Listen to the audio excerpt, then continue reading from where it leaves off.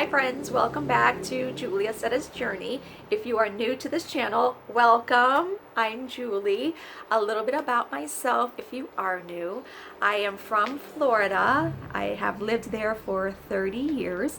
13 of those years I taught elementary education in Florida. This past year I taught English as a second language to students ages 3 through 18 in Indonesia. May of 2019, I accepted the teaching position overseas. August of 2019, found myself living in a completely foreign, different country. I did not know the language. I did not know anybody over there. I am so ashamed and embarrassed to say that I didn't even know where Indonesia was located in Asia, so I had to Google it on a map. I asked friends to ask me questions about my journey, and I compiled them into, it's going to be a multiple part series. This is part one. I'm going to keep each video to about 10 minutes because I like to keep them relatively short. So I hope you enjoy part one of Accetta's Journey, questions and answers. Jarnay asks, are you happy? Yes, Jarnay, I am very, very happy. I'm happy with the decision that I made to move. I'm happy with the people, the wonderful people I've met, even if it was a brief moment. I'm happy with the learning that I've done. I'm happy with the opportunities. I think, Jarnay, a better word for me would be joy. Happiness to me is temporary. Joy to me lasts so much longer. Elaine asks, what was your happy place of peace to visit while there? Elaine, it's Bali. I'm from the Tampa Bay area, so always surrounded by water. Everywhere I looked, there was water. Where I live in Indonesia, there's no water. So I would go to Bali once or twice a month just for the weekends. It was an hour flight to Bali for the pools and the beaches. I remember, laying poolside and saying, Julie, there's more to Bali than laying by the pool, but that's all I wanted to do. That's all my soul wanted, was to be poolside, and I allowed myself to be poolside. Bali was my balance. Bali was my peaceful place. Bali was my happy place. Bali was my rescue, and Bali was my escape. Loved it. Jarnay asks, are you glad you made this journey? I am so very glad I made this journey. I am so glad I gave myself permission to leave everything I knew behind, and to venture into a totally different life and a totally different world. So yes, I'm very glad I made this journey. Lee asks, would you do a similar assignment again? If so, where? I would totally do a similar assignment again. It really doesn't matter where.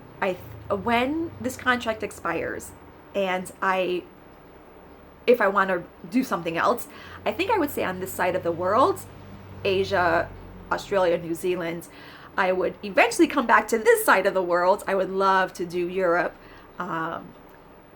There's really so many possibilities out there for me. So much opportunity. So yes, I would definitely do this type of assignment again.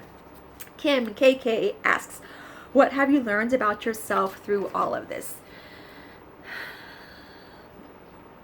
I have always thought and considered myself to be independent.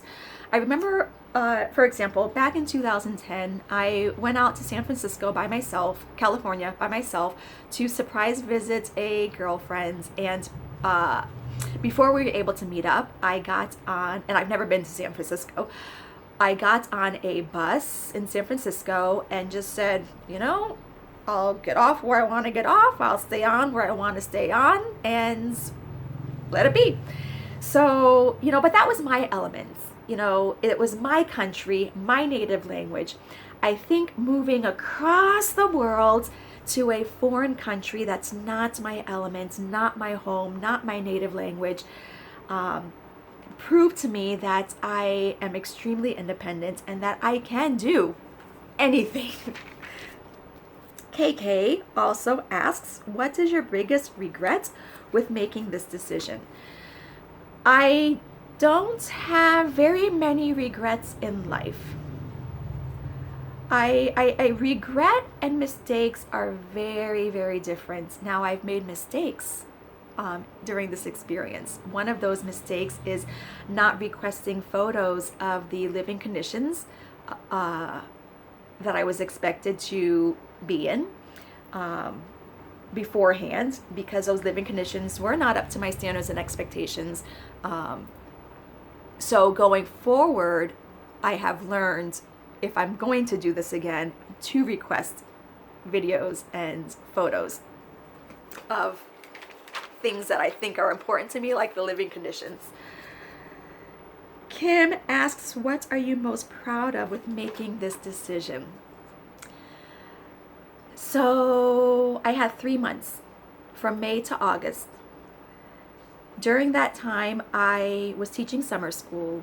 I was working after summer school, tutoring. I was taking a 120-hour teaching English as a foreign language class.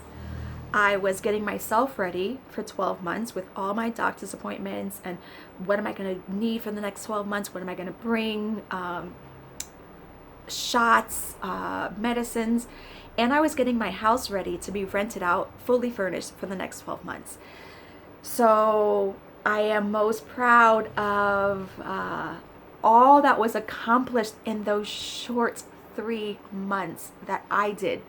I am very, very grateful of the help that I had while, those 3 months, friends cheering me on, friends supporting me, a couple of friends, Lucille and Susan, thank you very much for coming over to my house and helping me with, packing it all up. And I am very proud of what I've learned. The next time around, I will be very proficient and efficient because I now know what to do.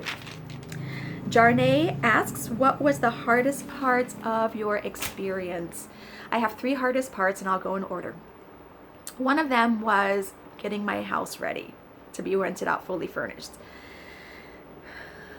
Now, I was never worried, never anxious, never scared, never nervous, always excited of this opportunity, except when it came to packing up my closet, my jewelry box, my shoes. Now, I'm a girly girl.